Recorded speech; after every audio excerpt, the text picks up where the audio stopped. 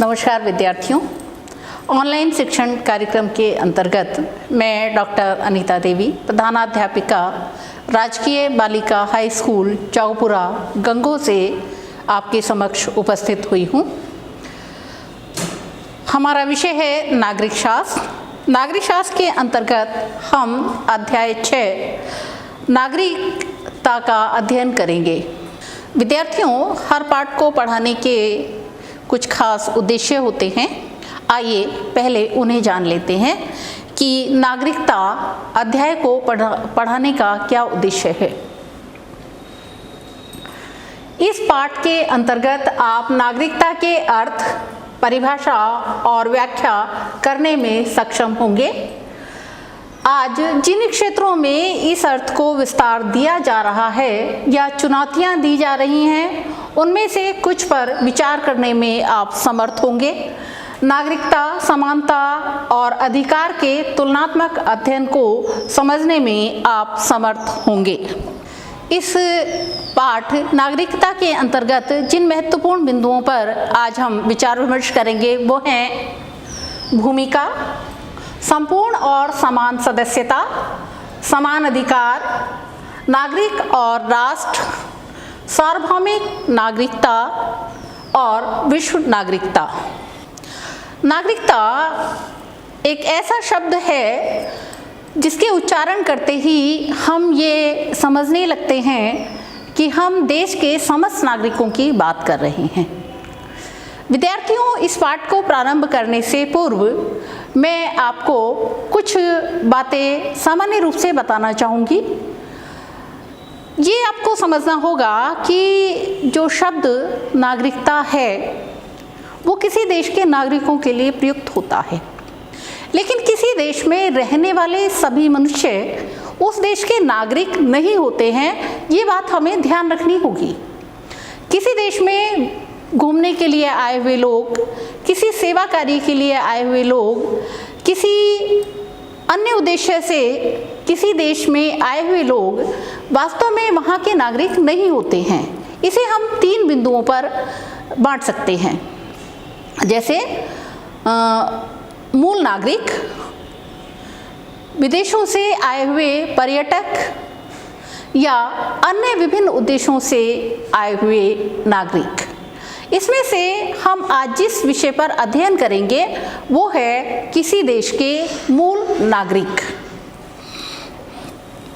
हम अपनी बात शुरू करते हैं नागरिकता की एक सुप्रसिद्ध परिभाषा से कि नागरिकता एक राजनीतिक समुदाय की पूर्ण और समान सदस्यता है। इस अध्याय में हम यह छानबीन करेंगे कि आज नागरिकता का सही अर्थ क्या है। इसके बाद हम उन बहसों और संघर्षों पर दृष्टिपात करेंगे जो पूर्ण और समान सदस्यता की व्याख्या के संदर्भ में चल रहे हैं। नागरिकता के लोकतांत्रिक सिद्धांतों का निहितार्थ है कि नागरिकता सार्वभौम होनी चाहिए। क्या इसका यह अर्थ है कि प्रत्येक व्यक्ति को किसी न किसी राष्ट्र का सदस्य मान लेना चाहिए? ऐसी हालत में हम तमाम राष्ट्रविहीन लोगों के अस्तित्व की व्याख्या कैसे करेंगे? मैंने इस अध्ययन के प्रारंभ करने से पूर्व ही आपको बताया कि किसी देश में निवास करने वाले सभी मनुष्य उस देश के नागरिक नहीं होते हैं जहां वो रह रहे होते हैं या जहां वो अपने दैनिक कार्य या विशिष्ट कार्यों को संपन्न कर रहे होते हैं। नागरिकता को ठीक प्रकार से समझने के लिए हमें कुछ बिंदुओं पर विचार करना है। आइए देखते हैं। नागरिकता के अर्थ की व्याख्या करने दो। आज जिन क्षेत्रों में इस अर्थ को विस्तार दिया जा रहा है या चुनौती दी जा रही है, उनमें से कुछ पर विचार करने में आप समर्थ होंगे। नागरिकता क्या है? इस भूमिका के माध्यम से हम उसे समझने का प्रयास करेंगे। नागरिकता की परिभाषा किसी राजनीतिक समुदाय की पूर्ण और समान सदस्यता के रूप में की गई है। समकालीन विश्व में राष्ट्रों ने अपने सदस्यों को एक सामूहिक राजनीतिक पहचान के साथ साथ कुछ अधिकार भी प्रदान किए हैं। इसलिए हम संबद्ध राष्ट्र के आधार पर अपने को भारतीय, जापानी या जर्मन मानते हैं। नागरिक अपने राष्ट्र से कुछ बुनियादी अधिकारों के अलावा कहीं भी यात्रा करने में सहयोग और सुरक्षा की अपेक्षा रखते हैं। इसे आप ऐसे समझिए कि वाक्य कहता है, समकालीन विश्व में राष्ट्रों ने अपने सदस्यों को एक सामूहिक राजनीतिक पहचान के साथ साथ कुछ अधिकार प्रदान किए हैं। यानी नागरिक वो व्यक्ति है जिसे किसी राष्ट्र ने या जिस राष्ट्र में वह रहता है कुछ अधिकार प्रदान किए हैं। ये सामाजिक अधिकार भी हैं, राजनीतिक अधिकार भी हो सकते हैं। यानी जिस देश में नागरिकों को सरकार द्वारा कुछ निश्चित अधिकार, कुछ स्वतंत्रताएं, कुछ समानताएं प्रदान की गई हैं, वह उस राष्ट्र के नागरिक हैं। इसीलिए हम संबद्ध राष्ट्र के आधार पर अपने को भारतीय, जापानी या जर्मन मानते हैं। यानी जिस राष्ट्र से हमें अपने नागरिक के रूप में मान्यता प्राप्त होती है, जहां हमें कुछ स्वतंत्रताएं, कुछ समानताएं, कुछ अधिकार प्राप्त होते हैं, तब उसी राष्ट्र के हम सदस्य कहलाते हैं। नागरिक अपने राष्ट्र से कुछ बुनियादी अधिकारों के अलावा कहीं भी यात्रा करने में सहयोग और सुरक्षा की अपेक्षा रखते हैं। यानी जो नागरिक किसी राष्ट्र का सदस्य है, वह अपने राष्ट्र से यह अपेक्षा करता है कि राष्ट्र न केवल उसे कुछ अधिकार प्रदान करे, बल्कि वह उसे, यदि वह कहीं यात्रा कर रहा है, यदि वह किसी परेशानी में है, तो वहाँ से उन्हें सुरक्षा भी प्रदान करे और वहाँ पर सुविधाएं भी उपलब्ध कराए। आप इसे ऐसे समझ सकते हैं कि हम जब ऑनलाइन क्लासेस कर रहे हैं, तो कोरोना काल में हमारे कुछ नागरिक दूसरे देशों में थे, चाहे वो रोजगार के उद्देश्य से वहाँ गए थे या वो यात्रा के उद्देश्य से, घूमने फिरने के उद्देश्य से वहाँ पर गए थे। सरकार ने जहाँ बहुत दूर के क्षेत्र थे, वहाँ से हवाई यात्रा के माध्यम से, और जो आसपास के क्षेत्रों में हमारे देश के नागरिक थे, उन्हें रेलगाड़ियों के माध्यम से या बसों के माध्यम से अपने गंतव्य तक पहुंचाने का प्रयास किया। ये इस बात को परिलक्षित करता है जो अंतिम लाइन में हमने अभी पढ़ा कि नागरिक अपने राष्ट्र से कुछ बुनियादी अधिकारों के अलावा कहीं भी यात्रा करने में सहयोग और सुरक्षा की अपेक्षा रखते हैं। यानी एक नागरिक का ये मूल अधिकार हो जाता है, जैसा कि भारतीय संविधान में कहा गया है कि राज्य अपने नागरिकों को सुरक्षा प्रदान करेगा। उसी के तहत ये कार्रवाई की गई थी। किसी राष्ट्र के संपूर्ण सदस्य होने का महत्व तब ठीक समझ में आ सकता है जब हम दुनिया भर में उन हजारों नागरिकों की स्थिति के बारे में सोचते हैं जो दुर्भाग्यवश शरणार्थी और अवैध प्रवासियों के रूप में रहने के लिए मजबूर हैं, क्योंकि उन्हें कोई राष्ट्र अपनी सदस्यता देने के लिए तैयार नहीं है। विद्यार्थियों, इस बात को ऐसे समझें कि जब हम किसी राष्ट्र के नागरिक होते हैं तो उसकी ज़मीन पर, उसके संसाधनों पर हमारा पूर्ण अधिकार होता है। केवल ज़मीन और संसाधनों की बात ही नहीं हो रही है। यदि हम किसी विपरीत स्थिति में घिर जाते हैं तो हम उस संकट की स्थिति में अपनी सुरक्षा की मांग करते हैं। लेकिन समस्या तब होती है जब हम किसी राष्ट्र के नागरिक के रूप में अपनी पहचान नहीं रखते हैं। ये समस्या विशेष रूप से ऐसे देशों में हो सकती है जहां किसी कारण से युद्ध रहा हो, किसी क्षेत्र का विभाजन हो गया हो या किसी क्षेत्र पर किसी अन्य देश का अधिकार हो गया हो। हम भारत के संदर्भ में इस बात को ऐसे कर सकते हैं कि जब 1947 में भारत का विभाजन हुआ तो बहुत सारे नागरिक भारत से वर्तमान पाकिस्तान में चले गए और वर्तमान पाकिस्तान से कुछ नागरिक भारत में आए। जब ये लोग भारत से पाकिस्तान में गए या पाकिस्तान से भारत में आए तो इन आने वाले व्यक्तियों को एक नाम दिया गया शरणार्थी। बाद में सरकार ने संविधान में व्यवस्था करके इन्हें नागरिकता प्रदान की, लेकिन यह व्यवस्था आज दुनिया के सब देशों में नहीं है।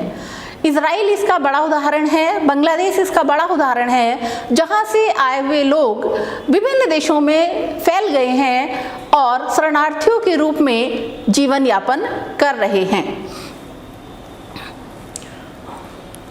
ऐसे लोगों को कोई राष्ट्र अधिकारों की गारंटी नहीं देता और वे आमतौर पर असुरक्षित हालत में जीवन यापन करते हैं। शरणार्थियों की कुछ अपनी समस्याएं होती हैं। वो जहाँ रहते हैं वहाँ उस राष्ट्र की इच्छा पर निर्भर करता है कि वह उन्हें अपने नागरिकों के रूप में मान्यता दे या ना दे। लेकिन जिस स्थान पर वो रह रहे होते हैं, यदि संबंधित राष्ट्र उन्हें अपने नागरिकों के रूप में मान्यता नहीं देता है तो ये व्यक्ति उस क्षेत्र में शरणार्थी या जिस नए देश में आकर रहते हैं वहाँ पर शरणार्थी कहलाते हैं। मैंने बताया कि नागरिकों की पहचान ये है कि उन्हें सरकार द्वारा कुछ अधिकार प्रदान किए जाते हैं, लेकिन शरणार्थियों के ऐसे कोई अधिकार प्राप्त नहीं होते हैं।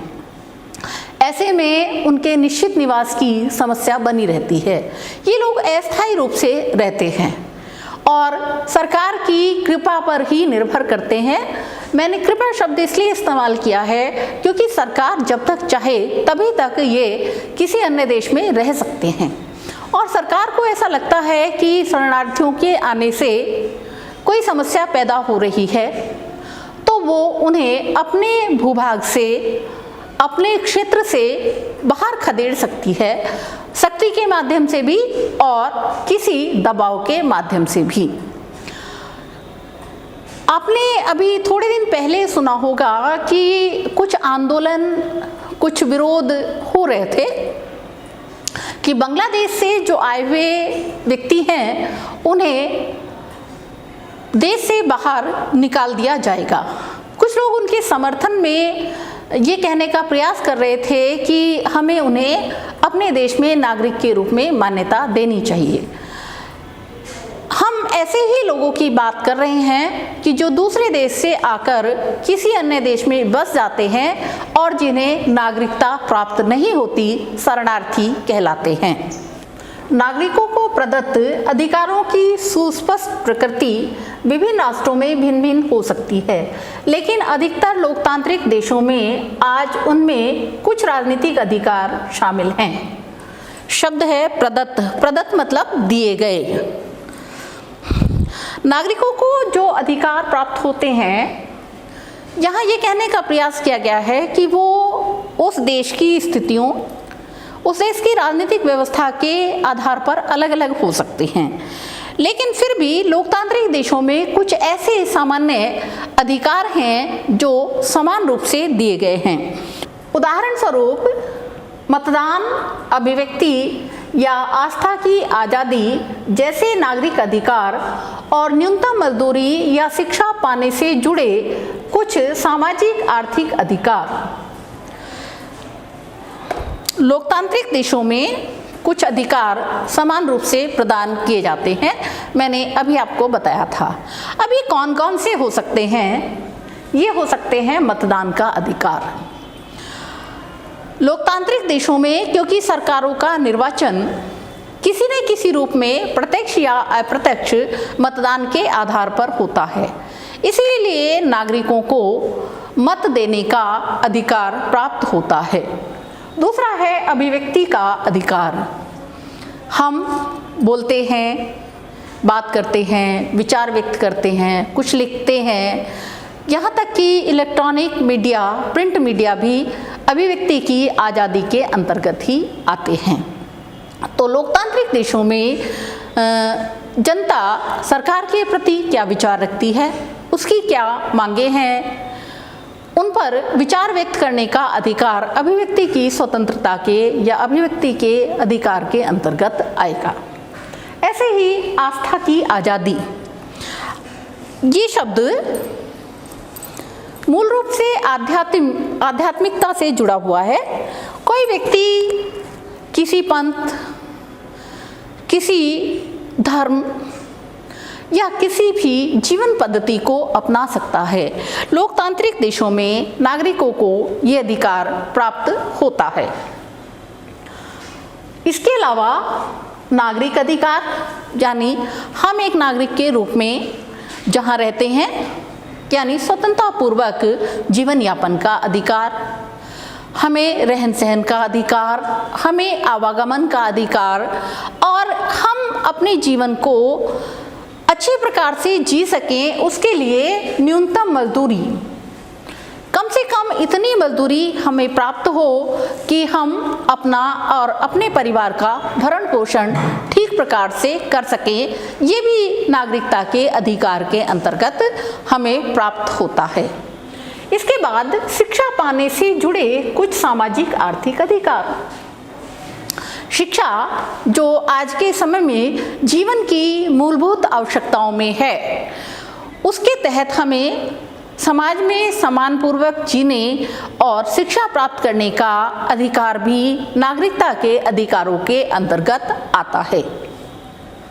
अधिकारों और प्रतिष्ठा की समानता नागरिकता के बुनियादी अधिकारों में से एक है, यानी हमें जो ये मूलभूत सुविधाएं प्राप्त हैं वो, और हम समानतापूर्वक जी सकें, सम्मानपूर्वक जी सकें, ये भी हमारी नागरिकता की एक कसौटी ही है।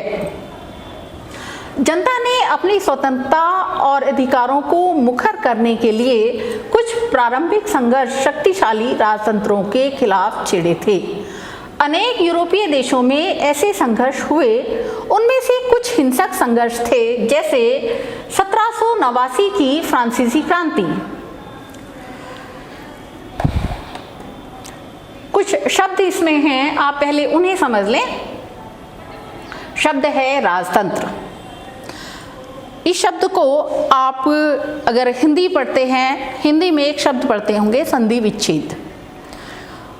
राजतंत्र का यदि हम संधि विच्छेद कर लें तो हम आसानी से समझ पाएंगे। राज मतलब राजा, तंत्र मतलब व्यवस्था, यानी जहाँ राजा की व्यवस्था हो, जहाँ राजा और उससे जुड़े हुए लोग ही व्यवस्था को निर्धारित करते हैं, ऐसी व्यवस्था को राजतंत्र कहते हैं। ऐसे देशों में आमतौर पर नागरिकों को कोई विशेष अधिकार प्राप्त नहीं होते हैं, और किस पर कब प्रतिबंध, यानी किस अधिकार पर कब प्रतिबंध लग जाएगा, ये राजा की इच्छा पर ही निर्भर करता है। ऐसी सत्ताओं के विरुद्ध दुनिया में सभी देशों में संघर्ष हुए हैं। यहाँ पर 1789 की फ्रांसीसी क्रांति का उल्लेख किया गया है, और स्वतंत्रता, समानता, भ्रातृत्व इस क्रांति के मूल संदेश रहे। एशिया और अफ्रीका के अनेक उपनिवेशों में समान नागरिकता की मांग औपनिवेशिक शासकों से स्वतंत्रता हासिल करने के संघर्ष का हिस्सा रही है। एशिया और अफ्रीका के अनेक उपनिवेशों में, हम एशिया की बात कर रहे हैं या हम अफ्रीका की बात कर रहे हैं, तो भारत में भी जो स्वतंत्रता संघर्ष 10 मई 1857 को आरंभ हुआ, वो एशियाई देशों के संघर्ष के तहत आएगा। ऐसे ही हमने इससे पूर्व के अध्याय में पढ़ा था कि नेल्सन मंडेला, आंग सान सू की ने अपने अपने देशों में संघर्ष किया स्वतंत्रता के लिए। ये दक्षिण अफ्रीका जो है वो अफ्रीकी देशों के संघर्ष के अंतर्गत आएगा। मांग क्या की? औपनिवेशिक शासकों से स्वतंत्रता हासिल करने के संघर्ष का हिस्सा रही। यानी हम क्या चाहते हैं? स्वतंत्रता। हम क्या चाहते हैं? सम्मानपूर्वक जीवन। हम क्या चाहते हैं? सम्मानपूर्वक जीवन को जीने की सुविधाएं। ये संघर्ष ही नागरिकता के संघर्ष के तहत आएगा। दक्षिण अफ्रीका के समान नागरिकता पाने के लिए अफ्रीका की अश्वेत आबादी को सत्तारूढ़ गोरों से दक्षिण अफ्रीका में अश्वेत लोगों पर श्वेत लोगों का शासन था, यानी काले लोगों पर गोरे लोगों का शासन था। उसके विरुद्ध नेल्सन मंडेला ने वहां संघर्ष किया और न्यायपूर्ण व्यवस्था स्थापित करने के लिए स्वतंत्रता की मांग की गई। पूर्ण सदस्यता और समान अधिकार पाने का संघर्ष विश्व के कई हिस्सों में आज भी जारी है। दुनिया के विभिन्न देशों में पूर्ण सदस्यता प्राप्त करने के लिए, समान अधिकार प्राप्त करने के लिए आज भी बहुत से हिस्सों में संघर्ष हो रहा है। अगर आप समाचार सुनते होंगे तो यदा कदा पाकिस्तान के कुछ हिस्सों में संघर्ष, जैसे बलूच लोग संघर्ष कर रहे हैं, वो मांग कर रहे हैं कि उन्हें भी अन्य नागरिकों के समान सुविधाएं प्राप्त हों। आपने देश में महिला आंदोलन और दलित आंदोलन के बारे में पढ़ा होगा। उनका मकसद है कि अपनी जरूरतों की ओर ध्यान आकृष्ट कर जनमत बदलना, साथ ही समान अधिकार और अवसर सुनिश्चित करने के लिए सरकारी नीतियों को प्रभावित करना। भारतीय संविधान में नागरिकों को समान अधिकार प्रदान किए गए हैं। साथ ही साथ महिलाओं और पुरुषों की समानता पर भी जोर दिया गया है।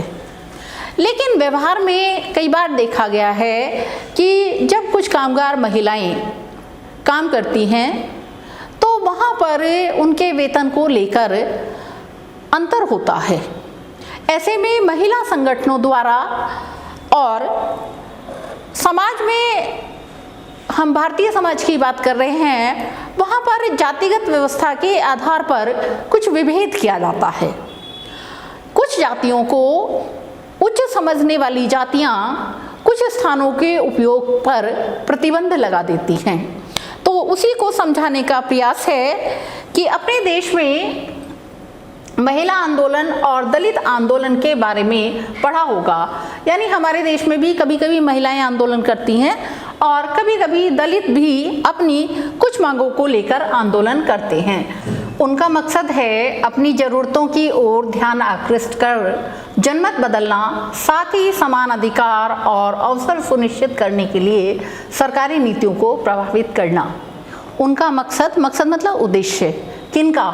महिला आंदोलन और दलित आंदोलन का उद्देश्य होता है कि उनकी जो विशेष ज़रूरतें हैं उनकी ओर ध्यान दिया जाए और साथ ही साथ समान अवसर और समान अधिकार सरकारी नीतियों के माध्यम से भी प्राप्त हो सकें। नागरिकता सिर्फ राज्य सत्ता और उसके सदस्यों के बीच के संबंधों का निरूपण नहीं, बल्कि उससे अधिक है। बात हो रही है नागरिकता की, तो नागरिकता का उद्देश्य न तो केवल राज सत्ता यानी राज्य शासन से जुड़े हुए लोगों तक सीमित है और न ही उनके बीच के सदस्यों के बीच संबंधों को निर्धारित करती है। नागरिकता का अर्थ है आम जनमानस से लेकर उच्च स्तर तक, यानी किसी देश में जितने लोग हैं और जो उस देश के नागरिकता के अधिकार को रखते हैं, उन सब के संबंध की बात यहाँ पर हो रही है। यह नागरिकों के आपसी संबंधों के बारे में भी है, यानी हम किसी देश के नागरिक हैं, यानी हम उस देश के समान रूप से अधिकारी सदस्य हैं। हम समान अधिकार रखने वाले, हम समान कर्तव्य भावना से जुड़े हुए लोग हैं। इसमें सिर्फ राष्ट्र द्वारा थोपी गई कानूनी बाध्यताएं नहीं, बल्कि समुदाय के सहज जीवन में भागीदार होने या योगदान करने का नैतिक दायित्व भी शामिल होता है। यानी इसमें नागरिकों के एक दूसरे के प्रति और समाज के प्रति निश्चित दायित्व शामिल हैं। मैं एक देश की नागरिक हूँ, आप भी एक देश के नागरिक हैं, यानी हम किसी देश के समान सदस्य हैं। हम समान रूप से अपने अधिकार रखते हैं और समान रूप से ही हमारे उत्तरदायित्व भी निश्चित हैं। इनमें सिर्फ राष्ट्र द्वारा थोपी गई कानूनी बाध्यताएं नहीं, बल्कि समुदाय के सहजीवन में भागीदार होने और योगदान करने का नैतिक दायित्व भी शामिल होता है। यानी एक राष्ट्र के नागरिक के लिए ये महत्वपूर्ण नहीं है कि सरकार ने उस पर क्या प्रतिबंध लगाए हैं, बल्कि हम जहाँ रह रहे हैं, जिस समाज का हम हिस्सा हैं, जिस समुदाय का हम हिस्सा हैं, वहाँ के प्रति भी हम स्वतंत्रता पूर्वक, समानता पूर्वक जीवन जी सकें, यह भी एक अच्छे नागरिक की पहचान होती है। नागरिकों को देश के सांस्कृतिक संसाधनों का उत्तराधिकारी और न्यासी भी माना जाता है। यानी एक देश के नागरिक उस देश की पुरातन संस्कृति, वर्तमान संस्कृति और उसमें जो संसाधन, भौतिक संसाधन, मानवीय संसाधन, वैज्ञानिक शोध संसाधन या जितनी भी प्रकार की भौतिक और मानवीय संसाधन प्राप्त हैं, उनका वो न्यासी यानी ट्रस्टी है। उसे अगली पीढ़ी तक पहुंचाना है और वर्तमान संसाधनों को उसे सुरक्षित रखना है। ये भी एक नागरिक की नैतिक जिम्मेदारी होती है। बच्चों, आज की शिक्षण सामग्री में इतना ही। आइए कुछ सवाल देखते हैं।